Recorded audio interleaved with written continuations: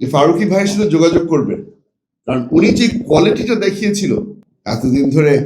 আমরা যখন এই মায়ের ডাকের প্রোগ্রামগুলি অ্যাটেন্ড করতাম, তখন মনের মধ্যে একটা ভয় নিয়ে অ্যাটেন্ড করতাম।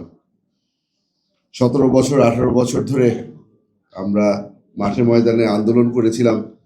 এখন সরকারি দল হয়ে আপনাদের সামনে উপস্থিত হয়েছি। আজকে অনেক কিছু বলার আছে, কিন্তু একটা জিনিস দিয়ে শুরু করতে চাই। আপনারা হয়তো মনে কষ্ট নেবেন, কিন্তু আমাকে ক্ষমা করে দেবেন, বলার খুবই জরুরি মনে করি। এই ধরনের অনুষ্ঠান যখন আমরা করি, অনুষ্ঠানের উদ্দেশ্য কিন্তু সবসময় একটা জিনিস হয়, যে ব্যক্তিগুলো, যে পরিবারগুলা সবচেয়ে বেশি এফেক্টেড, তাদেরকে সম্মান জানানো। আজকে সেখানে হয়তো আমরা একটুখানি ব্যর্থ হয়ে গেলাম।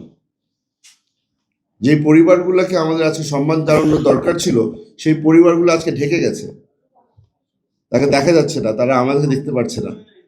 আমাদের সামনের উপস্থিত যারা যারা সাংবাদিকরা আছেন, আপনাদেরকে আমি অনুরোধ করবো, এখন থেকে যখন আপনারা প্রোগ্রামে আসবেন, যারা যারা আমাদের অতিথি, যারা যাদেরকে আমাদের সম্মান জানানোর জন্য এখানে ডেকেছি, তারা যেন আমাদেরকে ঠিকমতো দেখতে পারে। আমি এই জিনিসটা বেশ কয়েকটা প্রোগ্রামে দেখেছি। এখন মারামারি শুরু হয়ে যায়, সামনের কাতারে কে এসে দাঁড়াবে। আমরা কোথাও যাচ্ছি না, এখানেই ছিলাম গত 10 বছর ধরে, এখানেই থাকবো। এই যে চলচ্চিত্রগুলো শুরু করা হয়েছে, এটা খুব সুন্দর একটা উদ্যোগ। তবে একজন ব্যক্তিকে আমি আজকে একটু স্মরণ করতে চাই, যে ব্যক্তিটা এই চলচ্চিত্রর সিলসিলাটা শুরু করেছে। আমাদের উপদেষ্টা সাহেব ছিলেন উনি, মোস্তফা সরওয়ার ফারুকী সাহেব। আপনারা হয়তো দেখেছেন, গত 1.5 বছর ধরে অনেকগুলো শর্ট ফিল্ম করা হয়েছে। গুম নিয়ে অনেকগুলি করা হয়েছে, আয়নাঘর নিয়ে করা হয়েছে। উনি একটা সিরিজ শুরু করেছিলেন, দি আয়নাঘর ফাইলস, আপনারা হয়তো দেখেছেন। আমি আপনাদেরকে, এখানে যারা উপস্থিত আছেন, আপনারা যারা এই নতুন জার্নিটা শুরু করছেন, আমি তাদেরকে বলবো যে ফারুকী ভাইয়ের সাথে যোগাযোগ করবেন, কারণ উনি যে কোয়ালিটিটা দেখিয়েছিল, ওই কোয়ালিটি যদি আমরা মেনটেন করতে পারি, ইনশাল্লাহ এখানে যারা উপস্থিত আছেন তাদের সামনের জার্নিটাও সুন্দর হবে।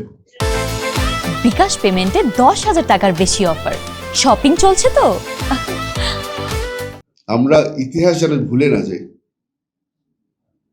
আমাদের খোকন ভাই অনেক বছর যুদ্ধ করেছেন, মাঠে ময়দানে যুদ্ধ করেছেন।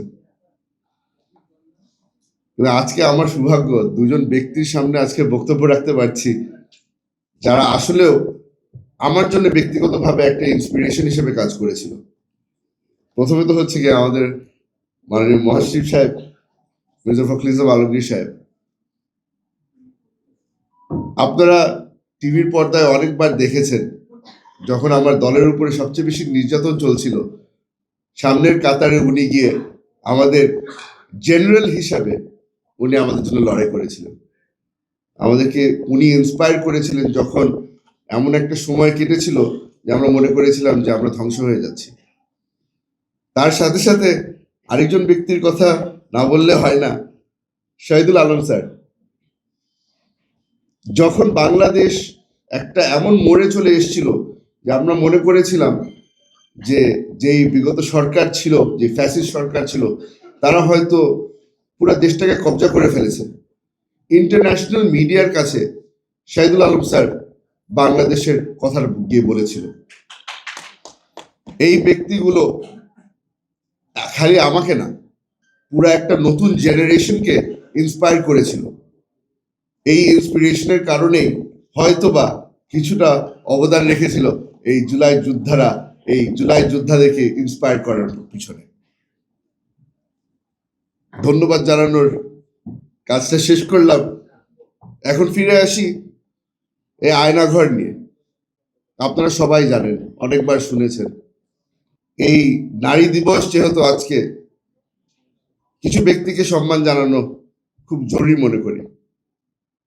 আমার স্ত্রী, আমার মা, আমার বোন। এই ব্যক্তিরা যদি আমার পরিবারকে ধরে না রাখতো, আমার পরিবার ধ্বংস হয়ে যেত। এরকম অনেক নারীরা আছে অনেক পরিবারের মধ্যে, যারা পরিবার ধরে রেখেছিল। ওই আমরা যখন ফিরে এসেছি তখন আবার তারা পিছনের কাতারে চলে গেছে। কিন্তু আজকে আপনাদের সকলের সামনে বলে দিতে চাই, তাদেরকে আমরা কোনো সময় ভুলবো না, তাদের অবদান আমরা কোনো সময় ভুলবো না। আমার এখনো মনে আছে, আমি যেদিন বের হয়ে আসি, রাত তখন বাজে প্রায় ভোর 3টা।